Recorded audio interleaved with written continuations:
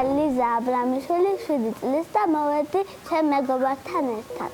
მე ვარ ნიტა სისვაძე, 7 წლის და მოვედი მეგობართან ერთად. მე მიყვარს ხინკალის ჭამა. მშობლები ხშირად მეუბნებიან, რომ ჯანსაღი საჭმელი მივირთო. მეუბნებიან, რომ ჭამო წვნიანები. ხშირად მეუბნებიან, რომ ჩიფსი და ჟელიბონი არ ჭამო, იმიტომ რომ არ არის კარგი საკვები. ვიცი რომ ჯანსაღი არაა ჩიფსები, მაგრამ ხანდახან ხოლმე ვჭამ. მე ხშირად ვჭამ ხოლმე ყიყლიყოს სუპებს, კიტრს დავდებ მწვანეზე. კიტრი იმიტომ დავდებ მწვანეზე, რომ ჯანსაღი ბოსტნეულია. ფარსოს მწვანეზე და ცხელი იმიტომ დავდებ მწვანეზე, რომ ჯანსაღია. ბროკოლს დავდებ მწვანეზე. ბროკოლი იმიტომ დავდებ მწვანეზე, რომ ჯანსაღი ბოსტნეულია. ბანანს დავდებ ბანანსაც დავდებ მწვანეზე. ბანანი იმიტომ დავდებ მწვანეზე, რომ ჯანსაღია. სტაფილოსაც მწვანეზე დავდებ. სტაფილო იმიტომ დავდებ მწვანეზე, რომ ჯანსაღია და მეც ძალიან მიყვარს. ავოკადოსაც მწვანეზე. ავოკადოც ჯანსაღი ხილია. ყურს დავდებ ყვითელზე. ყური იმიტომ დავდებ ყვითელზე, რომ ბევრი ჭამა არ შეიძლება.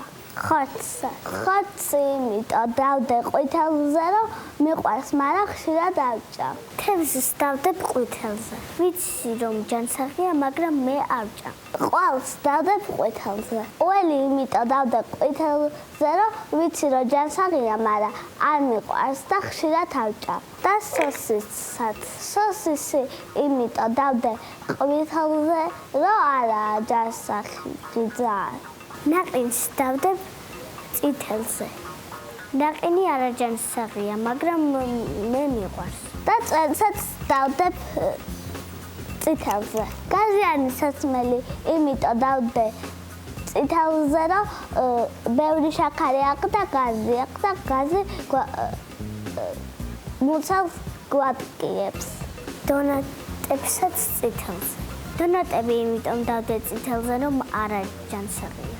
ეს ფერები მომეხმარა, რომ სწორად დამელაგებ. ჯანსაღი კვება ადამიანისთვის კარგი. მე მარი ექიმის რჩევას გავითვალისწინებ, რადგან ის დამეხმარება უფრო ჯანსაღი იყო. მე მარი ექიმის ნათქვამს გავითვალისწინებ, იმიტომ რომ უფრო ჯანსაღად ვიკვებ.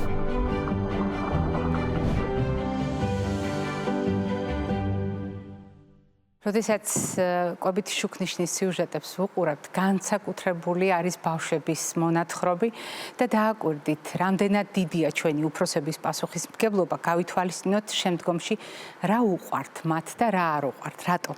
იმიტომ რომ ხშირად მათი დამოკიდებულების საფუძველი, მათი არჩევანი საფუძველი სწორედ ეს არის. მიხარია რომ მიუხედავად პირადი დამოკიდებულებისა, ლიზასაც და ლიკასაც ძალიან მოსწონს ბოსტნეული და ხილი და მათ ყოველთვის მწვანე ზონაში მიუჩენენ ადგილს.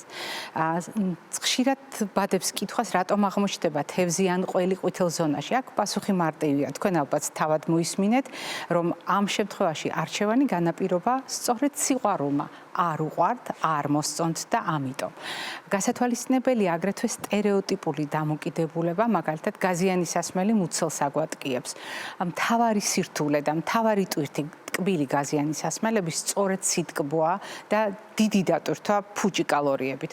ხოლო რაც შეეხება ნაყინს, რომელზეც ცოტა არ იყოს გულდაწყვეტილად თქვა ჩვენი სიუჟეტის გმირმა, ზომიერი მოხმარების შემთხვევაში ყველა პროდუქტი შეიძლება იყოს ძალიან სწორად გამოყენებული ყოველდღიურ რაციონში. მათ შორის ლიზას საყვარელი ხორციც, რომელსაც ფრთხილად მოიხმარს, მიუხედავად იმისა, რომ ხორცი და ხინკალი თურმე ძალიან უყვარს. მოკლედ, დამოკიდებულება ბავშვების ხშირად არის ემოციებთან დაკავშირებული და ეს უფროსებმა უნდა გავითვალისწინოთ.